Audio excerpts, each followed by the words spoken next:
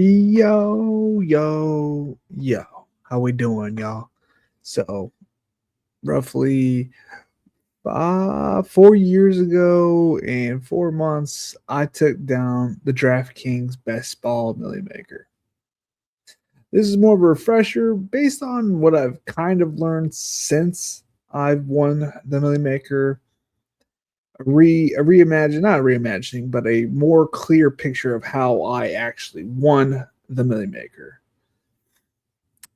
So let me go pull up the team that the roster that took it down in week 17. We'll start with there, and then what I actually did during the drafts to take it down, and what I specifically did to win. What my strategy was, and what I continue to do to this day. Let's pull this one up. So the team that took it down was barely correlated. Now, more recently, the teams that have taken it down have been a little bit more correlated, but I still think there's advantages just grabbing the best players. Obviously, in even though that we had like I had one of the most non-mobile quarterbacks out there in Tom Brady at his second to last year. I think it worked out because it paired really well with my tight end, who had Hall of Famer Rob Gronkowski, and then we nailed the first one of the first two rounds of picks. We got Najee Harris. Chubb was the other my first round pick that year. Was kind of a bust here and there. He had some usable weeks that year, but not a lot. Then Devin Singletary was a late, probably I can't say for certain, but I think he was like between 10 and 14, somewhere in that range. Ja'Marr Chase was my fifth round pick, and I took Kupp and Godwin, I believe. I think Godwin was on this team. So part of my strategy was Chris Godwin and Cooper Kupp were going right next to each other. It was Robert Woods, Cooper Kupp, and then Chris Godwin. And I really liked Chris Godwin and Cooper Kupp, so I decided that I really wanted to make a big, bold move. I'm going to draft as much Cooper Kupp and as much Chris Godwin as I can. So the first two rounds, I was taking, best player available / what was in my rank. So it was a lot of players. It was more that I was fading certain players. And in the first round, I faded Dalvin Cook that year, who had a bust. Like, I faded all the right players, and I took a bunch of Derrick Henry and whatnot. But the bigger strategy was that me pulling up Cooper Kupp and Chris Godwin, I knew that I'd have an advantage over a lot of people because they were going right next to each other. So it'd be kind of hard to get that combination. Also, another thing I did attack in this draft was looking at the teams that had an easier schedule, because just like we just saw this past year with the Patriots going to the Super Bowl, they didn't play anybody, and there's something to people getting an easy schedule and dominating that schedule, and the Bucks that year had the easiest schedule. So it's like, what do I see this year? This year I see New Orleans Saints with the second easiest schedule, and it's like, I think we should attack that. So that's just partially my plan going into this year. So, rookie running back that was drafted 22nd overall, going to a heavy run offense. That is something you could see was similar with like Jadarian Price this year, And then Devin Singletary, he had a rookie that year called Zach Moss come in, and everybody was scared that he was going to lose the job to Zach. And I was like, well, I kind of still think that Devin Singletary has the job and is not going to just give the job away. So I did think Devin Singletary did have a stable hold on the job, similar to like Chuba Hubbard, Chuba Hubbard and Jonathan Brooks this year. Something similar to that. I am taking the newer side of that, but sometimes you just got to make the bets on what you can. Ja'Marr Chase, rookie, outstanding, collegiate career, took a year off and then couldn't see the ball, right? So I believed in his talent. I'd watched him play. He'd won me like a couple $100 the year that they won to the finals. I played it, or the playoffs. I can't remember exactly how many touchdowns Jefferson, him, and I'm forgetting the third wide receiver, but yeah, they went off that game, and I had all three of them. So I always had a high feeling on Ja'Marr Chase, and I was like, well, if I can get Kupp and Godwin, and then I'm gonna get this guy in a lot of my drafts. So I went ahead and tried to draft as much Ja'Marr Chase as I could. I didn't get as much as I did Godwin and Kupp. To be fair, I got a lot of Kupp because I was drafting him first, and then I was drafting Godwin. But Amon-Ra St. Brown was a late round pick. I didn't have a lot of Amon-Ra. I had roughly between 10 to 15%. And I think that 10 to 15% is what spurred like a very big part of like my a lot of my teams that made it to the finals helped them advance to the second round because like don't get me wrong, he had a 38-point game and blew up, but the reason I got even the 12 or 13 teams I did to the semis was because I had a solid performance out of him and Kupp. Like every week, those two were putting up solid points. And then Rob, I was just like, okay, I got Robert Tonyan. He's okay. But I really was like, Gronk has got the easy schedule, paired him up with my quarterback. I have Chris Godwin to go with him. Like I felt pretty good that they're going to bounce off one another. I also was just big on the Bucs. Leonard Fournette. I had him on a lot of teams. He tore his ACL like week 14, week 15, somewhere around there, and that one hurt the advance rate for a lot of them. And then I'm a homer, and I took my big play type wide receiver, Mike Williams, and thankfully this season he did get like a halfway decent season. So, and it was a 3-5-10-2 build. I built the 3-5-10-2 build because I had drafted Nick Chubb, and I had Nick Chubb and I had Najee Harris. So I'm like, okay, I don't really need too many running backs, right? I went heavy RB. This is before everybody's drafting RBs in the first round / like the first couple rounds. Some wide receivers, because of my boy Eric Bamfor and Pete Overzet, they made a show where like there's pretty much telling everybody, hey, look, wide receivers are more valuable at this point in the draft and this point of the year, blah, blah. And they were right. And so our other running backs were Myles Gaskin, Nick Chubb, and I forget who the fifth one was. Was that not Jamal Williams? Running back for the Chiefs, Darrell Williams or Damian Williams. I was really big on Damian Williams the year that I had won it. Let's go to the second set. So even though we barely had, 8, 9, 10, 11, 12, 13, only 13 of the 20 players actually put up points that final week. Now, in the manifesto that the ETR guys, their main thing is that you want to avoid zeros, and that if you have zeros, you may not win. I agree. This was COVID year, so things were a little out of whack regardless. But I mean, my entire and people are drafting 4 tight ends, and don't get me wrong, tight ends are a best way to advance teams because you're not missing out on points, and tight end points are very variable. But this team advanced with practically one tight end, and even then, I would even say that one tight end was a little wishy-washy because it wasn't like because there were so many options for Tampa Bay that like Tom Brady didn't have to go to Gronk. Myles Gaskin was like one of my last round picks. Same with Damian Williams. Then I had gotten he would have gone like a Slappy, as we know now, is Slappy type pick. Like he's like, he's gonna get the passing game work. He's gonna do well, which he did have like 1 or 2 usable weeks. So I'm not like crazy mad at it, getting 2 points in the finals. Yeah, this is where I was still in the mode of taking players that aren't going to do a lot that are covered. They were covered 2 beaters, they were just like deep flies down the sides, and if they won, it was like a touchdown and some good points. So that was my main focus for that. I don't tackle it the same way. I do still take my high flyers in the aspect of like who's somebody I take these days.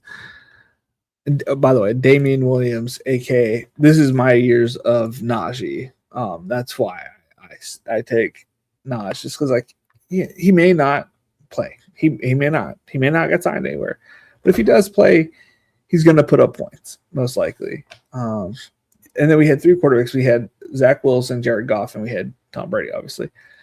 Jared Goff was on a poorly run team, right? And he even scored 0 points in the finals. But it was probably one of the main components of me winning it was because Jared Goff became a competent quarterback. So it's not always the what week 1, like, oh, this team's going to suck. There's no way they're going to be good.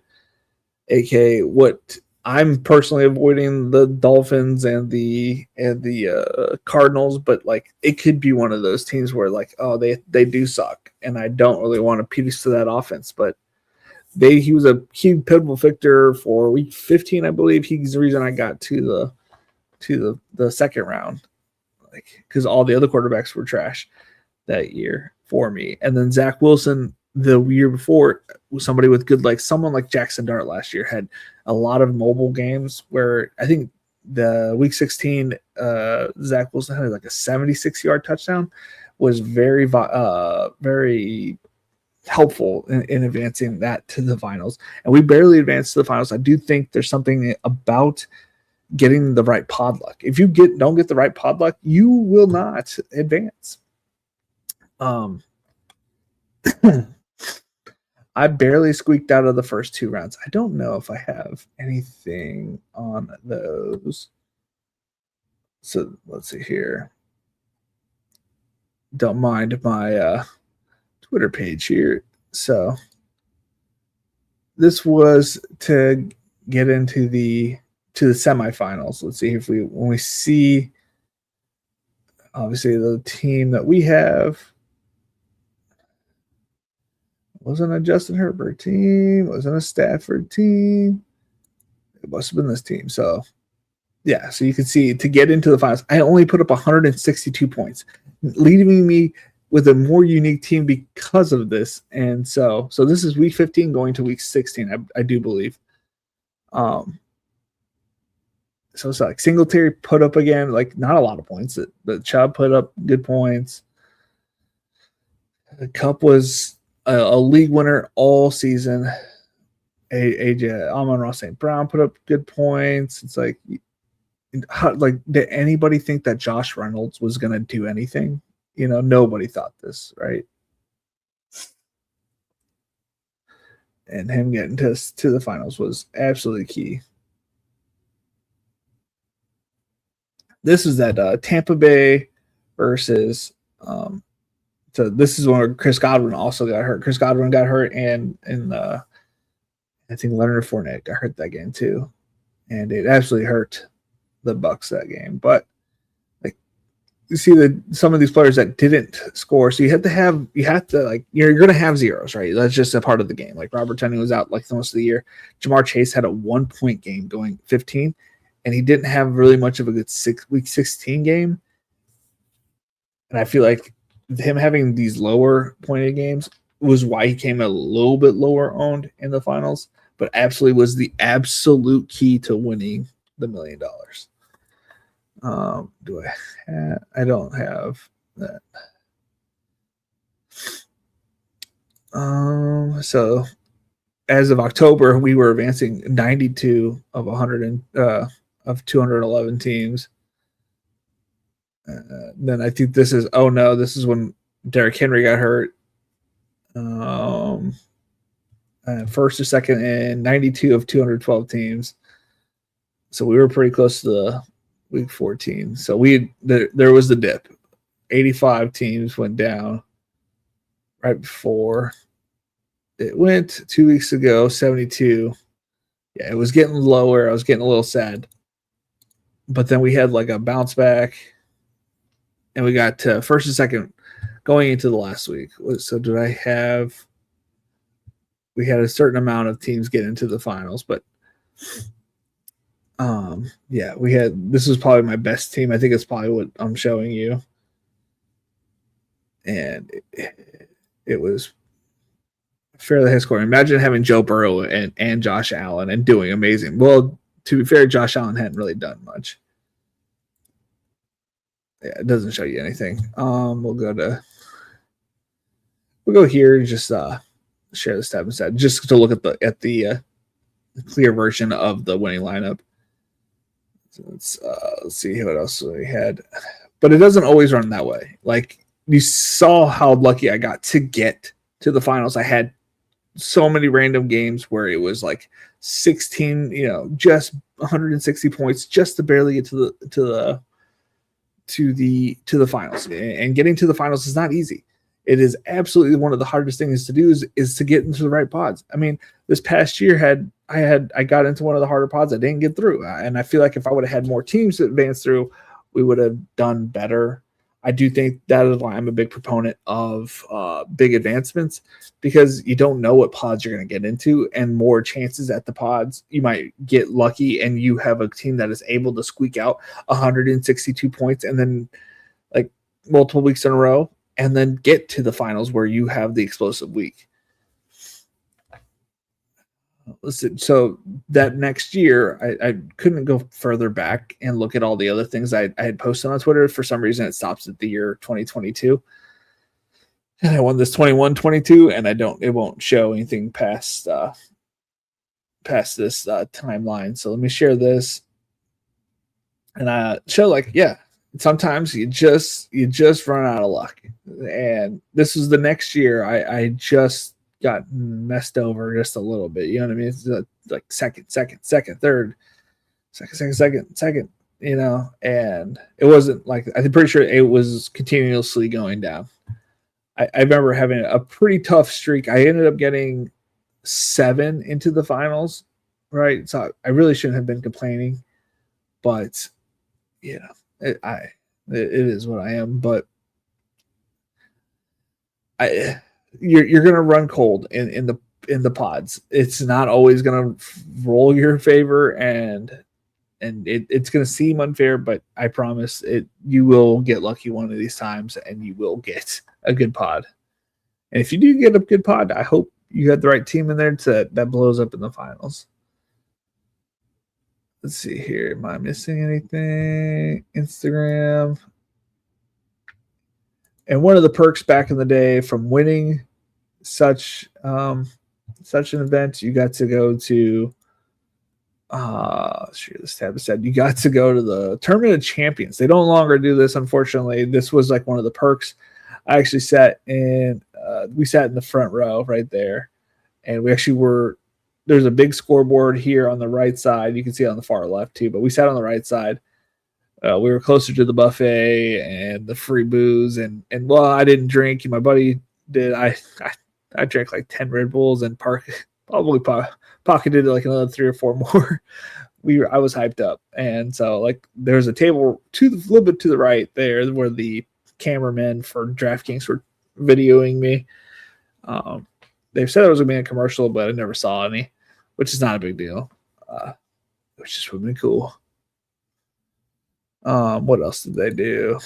We did the GOAT stuff, and so that was like one of the perks of doing all that stuff. Let's see here. Yeah, so this was November, so about a month going out. I was like a 300-point lead. I think you'll have a good understanding of where you're at. Yes, advancing doesn't mean anything, right? Especially if the players that you're advancing with peter out right as the playoffs start. Like, yes, it doesn't mean anything that you're going to win anything, but advancing and dominating was a whole different aspect to me than what other people do these days. Like, they're barely squeaking by. I dominated, and then I lost. I went from 80 to 13 from the playoffs till week 16, right? the first week to the second week. I lost 67 teams. And so I had in my head, I had one team that was going to get through. And just like that, it was just one team that made it to the finals. Thankfully, it was the winner, but it could easily have been another stinker. You know what I mean? Yeah, and it happened to be in a pod where I didn't have to score a lot of points. So it had the luck of Zach Wilson running a 76-yard touchdown in like that, you know, and Devontae Parker? It was somebody. I forget who it was. It might have been Parker. It was somebody from the Dolphins. Didn't catch a ball, and that's the reason why I advanced. He dropped or something. I can't remember exactly what happened, but I was sweating some Devontae Parker not catching any passes, and then Waddle started coming on to that game real late. But regardless, you have to, in my opinion, you need to have a strategy on how you want to attack. Me, I pulled up a 4th round player to the 3rd. The other strategy I wanted is I wanted a bunch of teams into the playoffs. Now, how did I do that? That part's lucky, I think. But the way I looked at it is, if I'm going to build a whole bunch of the same type of team, I wanted to build all of my teams 95 to like somewhere in that 90-ish range put together. So like 2 to 3 players different every time. So yes, if they're going to lose, they're all going to lose kind of, just like they did in the playoffs. Yeah, I lost 80 teams, but I still had 13, which in my head was like pretty good because I built them almost all the same, which again, pretty risky. But if I have most of them the same, but there are differences just a little bit enough that I'm going to get them to the next round. And that way, those small differences will hopefully be the reasons why I win, which I think is what happened. I had enough teams that had Chris Godwin, Cooper Kupp, and Jamar Chase on them. And I had a bunch of Mark Andrews, a bunch of other league winners on them. But the reason I think I won is because I had that combination of players, which in my head is how you should be building. You should pick 5 players that you think are going to dominate that next year. And whether they go right next to each other and you're like, oh, I don't really want to draft him early, I think that's the best way to do it. So take somebody that you really like this year. So I'm like really big on Jordan Tyson, and I kind of really like Carnell Tate. Well, guess what? I'm going to pull up Tate, or I'm going to pull up Tyson, depending on what I have currently. Like if I have another Saint, I might pull up the extra Saint early and then grab Tate. Or if I don't have him, I might pull up Tate early because of the ADP right now. So in that sense, like I'm going to pull up those 2 guys and I'm going to have different combinations of other players that you guys don't have. And also another thing I'm doing this year is, and I'm taking all of my quarterbacks. I'm taking 3 quarterbacks between rounds 6 through 9. Like you have to have your own strategy. I'm not saying not 6 through 9, but like 6 through 12. I take, I'm going to be done with my 3 quarterbacks by then. I think you need to have a strategy going into it. There's no tool or simulation that you can really have that's going to tell you, yeah, this is what's going to win you the league, because we don't know shit. Like, right? We don't know. First off, we're typically drafting 5 months before the draft or before the football league even starts. So you clearly want to win with your own ways, but at least go into the drafting sessions with a plan. I don't think you should be going in just willy-nilly. Hey, I'm going to kind of see what I like and then do it. Like, go through the rankings. That's what I did. I did it every morning. I attacked the morning drafters, and I was doing it slow and I was doing it fast. I was doing one of each, and I got in a bunch of drafts with a lot of the same people, and I realized like, hey, this is kind of perfect for how I want to do things anyways, because these guys seem to draft straight off of ADP. And I started recognizing the same names. Like there's this guy named Chesso K or something like that. And apparently he was like one of these big rig guys, big timers, what I'm saying? Like the ones that drop a lot of money. And I decided that I was going to attack those rooms where I was getting into the same lobbies with that strategy I had where I was drafting these teams 90% of the way. Like I had Colin Johnson on 95% of my teams. I don't even talk about him because he did nothing for any of those teams. He scored him.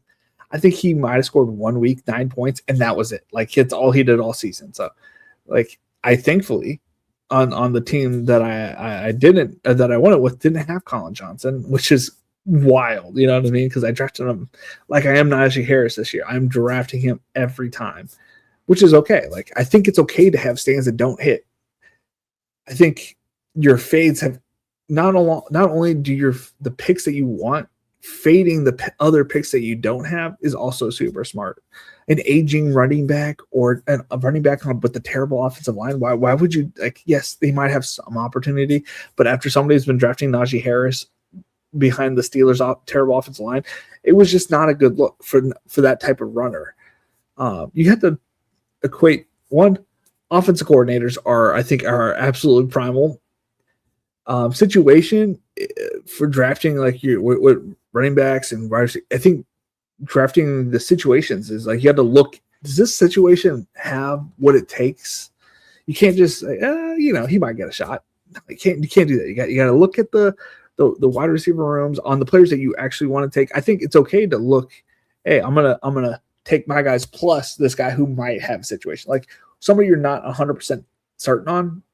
I think those are the guys you want to sprinkle in, and then the guys that you're on, you got to make sure that like you think they have an opportunity to get the touches. Like I saw Cooper Kupp before, I don't remember who the running back went down. I was like, I think Cooper Kupp is going to blow him out of the water. They're having lunch together. I know it sounds stupid, but I was in on that signal, like they're best friends, like I was like, okay, so they're already working together.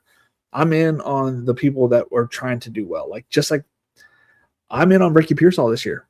He's already had conversations. I've heard plenty of conversations the last 2 years that he's working with Brock Purdy, trying to find like what works for Brock to get open. Like, you know what I'm saying? Like he wants him to know that he wants Brock to succeed. Like they want each other to succeed. So, and I that's why I like that. I like when my players like their quarterbacks. You know what I'm saying? That's why I'm kind of out. I'm kind of out on AJ Brown. Like I don't want that situation. Whatever situation he's going to, are we sure he's going to get enough work? Are we sure he's going to get the opportunities and not like throw a pity party about it?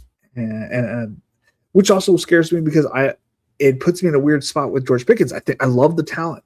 I love the situation, but sometimes he's a little volatile in the way he acts off the side of the side. You know what I'm saying?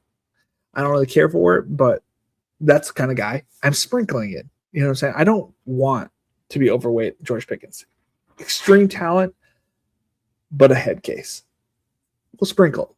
So you guys like the guys that you're not 100% sure on. This is why I want you to build, all your teams kind of the same way, but you want to sprinkle in those other guys. That's how I won $1 million. I feel like that's how you could win $1 million. I feel like, yes, the exposure bros are I'm sure going to win more than me. I shouldn't say that. They're going to win their money back more than I am. I'm going to win more when I win, which is what I want. When I'm right, I'm going to win more. Like this year, I'm like, whoa, okay. So now there's 3 million up top. I would love to have 90% and accidentally get 3 teams into the finals and have that team that blows up. Imagine having 3 teams going 3-2-1. You know what I'm saying? That's $6 million. That's how I want to attack it this year. Is it a good strategy? Maybe, maybe not. But they say you only get one final team to the final every 7 years. The way I look at it, well, if I'm going to get my one team, my one opportunity, how about I try to get 3 teams into that opportunity? You know what I'm saying? Like, that's how I perceive it, how I want to attack it. I understand everybody's got their own different way, but I do feel like the way I attack it is one of the more intelligent ways. I do think there's a lot of strategy, a lot more talented drafters going on now, which is something I didn't have as much. I feel like I was going against a lot of noobs, a lot of people with there was 0 tools back then. Nobody had a tool. back then. And knowing that only, I think it said like 4% of drafters had rankings back this past year, which means probably 1% of people did rankings previous years, which I do rankings partially because I am terrified if I accidentally fall asleep before draft starts and you don't draft, that draft is null and void. So always do your rankings. Go ahead, switch up a couple people, switch up, I will say at patreon.com/bestballnation, you get my rankings for $5. Now, I'm not saying you have to go by my rankings, but at least you'll have rankings in there that if some reason you also don't get into a draft, you at least have rankings. You could always just switch it to ADP and you don't have to use my rankings. But I do suggest always having rankings in there because you don't want to lose any drafts. So the very first year, I lost one of my drafts, and I was just seeing it over and over again. I was just seeing that team with the zeros. It is terrible. I hate it. I hate seeing it, and so I'm paranoid of leaving my draft without adjusting the ranks. I would never, and I don't think anybody should. But if you ever need updated ranks, I will have them fairly weekly. Fairly daily, I should have them updated going here forward. There's not a lot of information that's changed too much. I just changed it for the Malik Neighbors, but that's not an evergreen comment. So, what else? So yeah, more talented drafters. So I think taking bigger stands is more necessary with how big the player pool is, or the drafting pool is. Yeah, I think I was thinking this about overlay, but at this point, I do think they will fill this contest up with the way they're running the tournament and whether sending out promos and whatnot. I do think it will fill, but even if it doesn't, like that's even better for a lot of us that are sneaking in a third place team. But yeah, I think that's all I got for you guys. I don't know what else I can say to. Oh, that's another thing. I did kind of start to go into it, but I drafted running backs early, so I didn't draft as many running backs total, which is not something I was. 2 years ago I drafted nothing but, or was it no, I did last year. Last year I drafted nothing but 3, 5, 10, 2 builds, and I was drafting more loosely in the in my exposures. I tried a little something different, right? And I realized that I was drafting that, because that's what I had for my winning team, but that was kind of dumb. I was dumb. I should have taken, if I was going to go 3, 5, 10, 2 every single time, I needed to go running back early, and I didn't do that. I was just going off of whatever I felt best, but I was only going to go 3, 5, 10, 2. So I do think building your structure is okay. But if you're going to do that, you need to stick to what works with that structure. So if you go 3, 5, 10, 2, you need to go running back heavy. If you're going to go, honestly, if you're going to go 3 blank blank 3, you need to, you don't need to prioritize those spots as much. Currently this year, I am grabbing 3 quarterbacks, but I am making the strategy to take 3 above average, not typically elite or not typically the back half, because I think the back half is being overdone. A lot of people that are doing 3 quarterbacks are taking the Bryce Youngs, the Mendozas, the CJ Strouds. A lot of the other people are not taking 3 quarterbacks right as, in the range that I'm taking. So I think I'm going to have a weird combination. But anyways, I think you don't have to prioritize if you're going multiple at the onesies or at the smaller positions, you don't have to go crazy on it. Let's see here. If you wanted to go 7 wide receivers, you could make it even. Like if you went 7 wide receivers early, you can go 9 running backs and still have like a 2-and-2 situation at your running back. 9 running backs, and then you can go 2 quarterbacks, 2 tight ends if you had 2 regular or 2 average at the other 2. You got to make sure what you're building actually makes sense with what you got. If you have a lot of quality, you don't need a lot of quantity. And the vice versa of that effect. So structure, exposures, advanced rate. I didn't get into it too much. I advanced quite a few teams, obviously. And again, most of them were very similar. A lot of them had Derrick Henry, who ended up petering out because he had a foot injury that year. That's what I think that's another big reason why I didn't advance even more into the semis. If we get into I'm trying to think, like, it's like if Bijan got hurt this year at week, I think it was like week 9, week 12, somewhere in that range, and going into that finals, it would suck. And he came back first week of playoffs or something like that, or whenever that was the year that Tennessee had the first round bye. What a fugazi bye, by the way. That was the team. That team was a joke. But yeah. See, you gotta get lucky, and run pure in injury status wise, but even though, like, I had 4 or 5 season IR, like Robert Tonyan was out for the entire year. So yeah, run pure, but it's okay if you don't run perfect either. Like, you can run as pure as you can in best ball and still win $1 million, even though it may not seem like you should have. I think that's about it. I'm gonna hit the sack. I will be back Wednesday. With a small dollar Wednesday was what we call it. We'll be doing the $3, and then on Thursday, I think I might be back with the Run Pure Sports people with my boy JSU. If not, if we will do a Millie Maker on my stream, either way, you will know by tomorrow or not tomorrow, on Wednesday, what we're doing. All right, it's been fun. It's been real. It's been real fun. Later, y'all.